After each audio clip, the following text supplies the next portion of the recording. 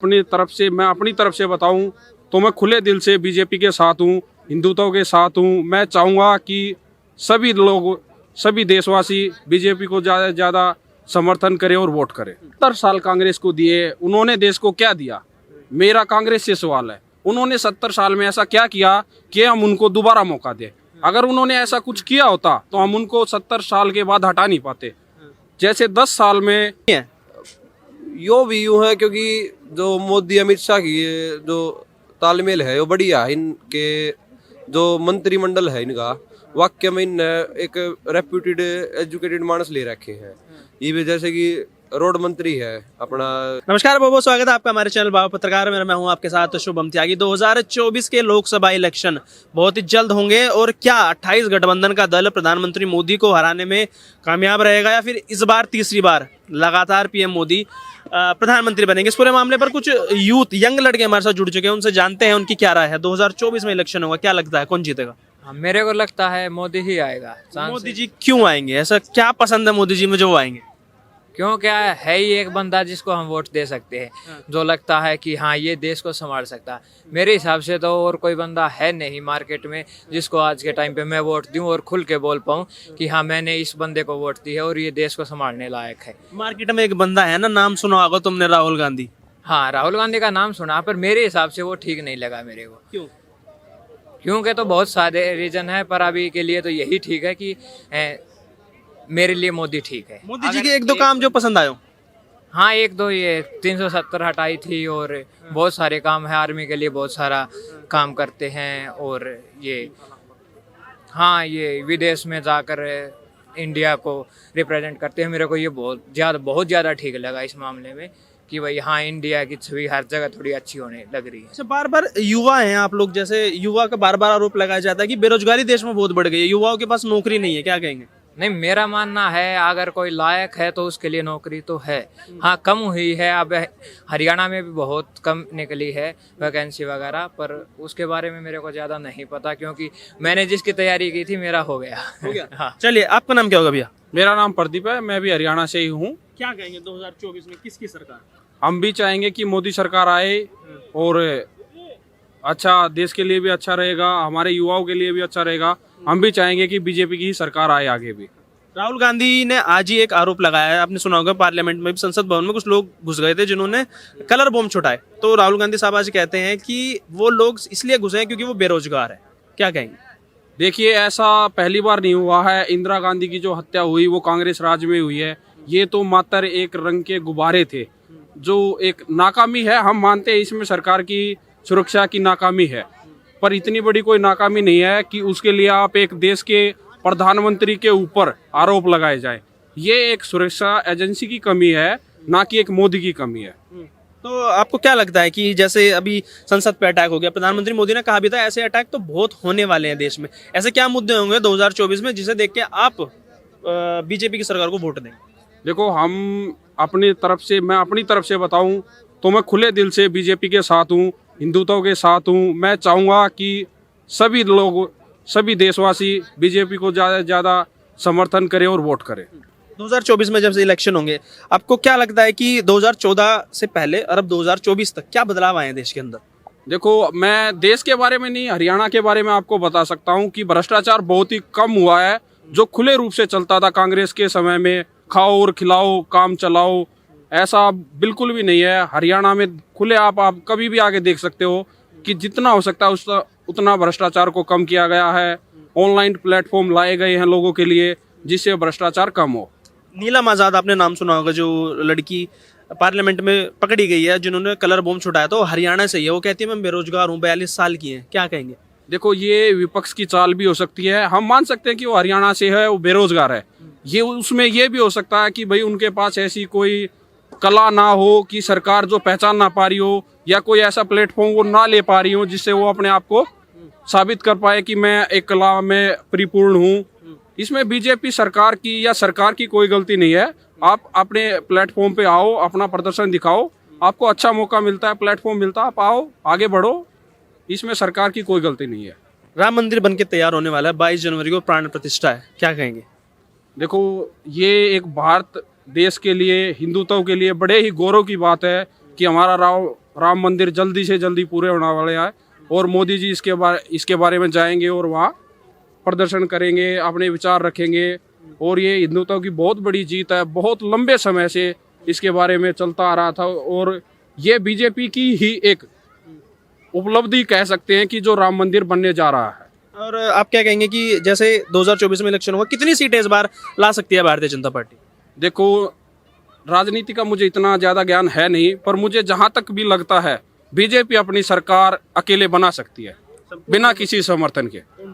पूर्ण आप बताइए, 2000 मतलब राम मंदिर का जो उद्घाटन हो रहा है, कैसा लग रहा है? 500 साल तक की लड़ाई लड़ी गई थी, अब जीत हासिल हुई है, क्या कहेंगे?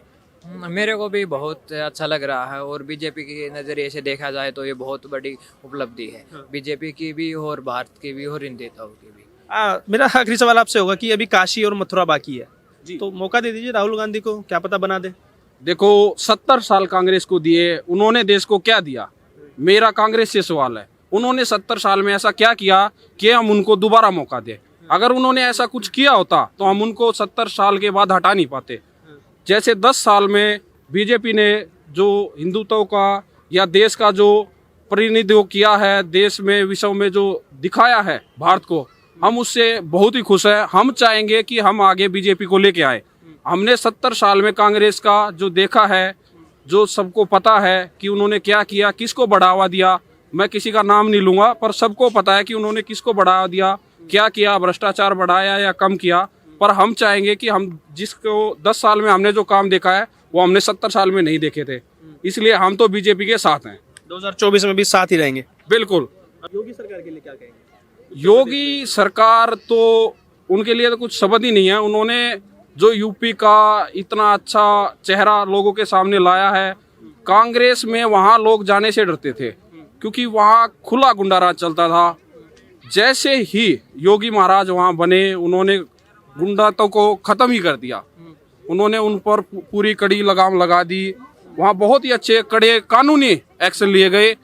हम ये नहीं कह सकते कि उन्हीं के साथ किसी के भी साथ अत्याचार हुआ है, नहीं, उन्होंने कानून के दायरे में रहते हुए वहाँ बहुत अच्छे काम किए हैं। इसलिए हम भी चाहेंगे कि योगी को कहीं ना कहीं आगे भी सीट मिलनी चाहिए। हम तो चाहेंगे अगले सीएम या अगले पीएम योगी हों। लेकिन आरोप लगाया जाता है कि जो सीएम है योगी आदित्यनाथ हमेशा धर्म विशेष के खिलाफ कार्रवाई ज्यादा करते हैं, उनके घरों पर बुलडोजर ज्यादा चलाया जाता है। देखो, वो किसी धर्म विशेष के लिए या किसी जाति के लिए नहीं करते। वो हमेशा जो भी कार्य करते हैं कानून के दायरे में रह के कार्य करते हैं और वो एक्शन उन्हीं पे लेते हैं जो गलत कार्य करते हैं या कानून के विरुद्ध जा रखे हैं, जिनकी सोच ऐसी हो रखी है कि हम कानून से ऊपर है। वो उन्हीं को कानून सिखा रहे हैं और उन्हीं के ऊपर बुलडोजर चला रहे हैं। चलिए, आखिरी सवाल हमारे चैनल के माध्यम से, देश का युवा जो बार बार बोल रहा है कि बेरोजगारी है देश में, बेरोजगारी है देश में, उनको क्या कहना चाहिए? देखो, मैं तो युवा को यही कह सकता हूँ कि पढ़ेगा इंडिया, बढ़ेगा इंडिया। मैं चाहूँगा वो ज़्यादा से ज़्यादा कला सीखे, कोई हाथ का काम सीखे। आगे आगे कंप्यूटर का युग आ रहा है, AI युग आ रहा है, वो उस पर थोड़ा ध्यान दे। ऐसा नहीं है कि बेरोजगारी है, वो कहीं ना कहीं काम सीखे, आपको मौका बहुत मिलेगा। बहुत सी ऐसे प्लेटफॉर्म बनाए गए हैं, आप काम सीखो, आगे बढ़ो। अगर आप नहीं सीख पा रहे हो तो मोदी ने तरह तरह के प्रोग्राम चला रखे हैं, आप आओ, सीखो, आपको रोजगार मिलेगा। जैसे हरियाणा में कौशल योजना है, आप पंजीकरण कराओ, जैसे ही आपके अनुसार आपको नौकरी लगेगी वो आपको खुद आगे लेके आते हैं कि हाँ जी आपके लिए नौकरी है, आप आइए, ज्वाइन करिए। चलिए, आपका नाम क्या हुआ? रवि बलारा, कहाँ से? रोहतक। रोहतक से। क्या लगता है 2024 में किसकी सरकार आएगी? 2024 में सरकार तो बीजेपी की होगी। सरकार तो बीजेपी की है, इसमें कहीं ना कहीं लग रहा है कि राहुल गांधी टक्कर दे पाएंगे कांग्रेस पार्टी? टक्कर वो मानस दिया है जो बराबर का हो। अच्छा, बराबर के नहीं? बराबर के कहाँ था है बराबर के, यूँ बताओ कितने स्टेट में सरकार रह रही है? तो होंगे कहीं लो दो रवि को नहीं लगा, उधर भी नहीं, बिल्कुल मतलब मोदी जी हैं। यो भी यूँ है क्योंकि जो मोदी अमित शाह की जो तालमेल है वो बढ़िया है। इनके जो मंत्रिमंडल है इनका, वाक्य में इन एक रेप्यूटेड एजुकेटेड मानस ले रखे हैं। ये भी जैसे कि रोड मंत्री है अपना, क्या नाम, नितिन गडकरी, ये है S जयशंकर हो, ये बढ़िया बढ़िया मंत्री हैं कि इन अपनी फील्ड की नॉलेज है। यूँ नहीं है कि भाई हाँ मेरे फूफे का, मेरे ताए का है, इनका करवा दिया। परिवारवादी चीज के अच्छी रहे आ रहे हैं। ये तो परिवार परिवार का भरे यार, फिर देश का क्या कट जाओगा फिर। अच्छा, एक सवाल मेरा होगा, आपने देखा होगा कांग्रेस राज भी देखा है, बीजेपी का भी आप राज देख रहे हैं, तो एक वक्त ऐसा था कि कांग्रेस राज में जो सच बात है कि नौकरियां बढ़ती थी, देते नहीं बढ़ती थी, उसमें करप्शन भी बहुत होता था। कहीं ना कहीं युवाओं के मन में ये है कि, मैं भी जब लोगों से बात करता हूँ तो ये बोलते हैं कि कांग्रेस राज में हमें यार आसानी से नौकरी मिल गई। तो क्या है जैसा अब चल रहा है कि एक टैलेंट के हिसाब से नौकरी मिलनी चाहिए या बांट देनी चाहिए बस? टैलेंट के हिसाब से मैं इस चीज़ का उत्तर बाद में दूंगा। तो जैसे कि आपने बताया कि 2024 में मोदी की सरकार आओगी, क्या तो डेफिनेटली है कि क्या बेरोजगारी और महंगाई है देश के अंदर? बेरोजगारी महंगाई तो है। ये बेरोजगारी और महंगाई दोनों आपस में प्रोपोर्शनल है ये चीजें, क्योंकि बेरोजगारी रहेगी यूथ में तो महंगाई अपने आप रहेगी। अगर यूथ की जेब में पैसा होगा तो महंगाई नहीं दिखेगी, अगर जेब में पैसा तो किसने महंगाई दिखेगी। तो कहीं क्या मोदी सरकार यूथ के जो एक सोच है, विचार है, उस पर खरा उतर पाई है अभी तक? विचार का मतलब ये है कि थोड़ी कला सिखानी चाहिए सरकार ने। सीधी बात मैं बताऊं, बेरोजगारी का मतलब क्या है? बेरोजगारी का मतलब ये है कि भाई जेब में आमदनी नहीं आ रही, कि कैसे भी करके यूथ बैठा है। ये बजाय सही बताऊं करके खानिया मानस की तो फैक्ट्री में नौकरी कर लेगा आराम से नू लगा लो। मैं थोड़ी बहुत मैंने जिस फील्ड की नॉलेज है, आराम से बोल्ट मेकर का जो ऑपरेटर हो यार है, उसकी कोई क्वालिफिकेशन नहीं होती। उसने बस 4 साल 3 साल 4 साल इतने बहुत हुए हैं, इतने साल आपने किसी के अंडर काम सीखा होगा, तनख्वाही मिली होगी उस टाइम पे भी, लेकिन वो बंदा 50,000 रुपये सैलरी ले जाए। हाँ, लेकिन जो लोग सिर्फ नौकरी जो रोजगार मानते हैं, सरकारी नौकरी को रोजगार मानते हैं, उनको लेके क्या कहना चाहेंगे? उन मानसा की मानसा में गिनती मना करो। और के रोजगार नहीं है, और आगे बना के देश नहीं चल रहा कि सरकारी नौकरी वाले चला रहे हैं। सीधी बात मैं आप कहना चाहूंगा। तो 2024 में एक तरफा सरकार आ रही है।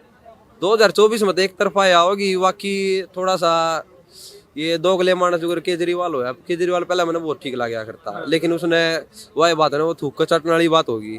उसने जो INDIA बनाया तो मन तो कति उम्मीद नहीं थी कि केजरीवाल ये काम करेगा, लेकिन कोई ना दोगले मानस अपनी पहचान छोड़ जाए। चलिए सर, बहुत बहुत धन्यवाद आपका हमारे साथ जुड़ने के लिए।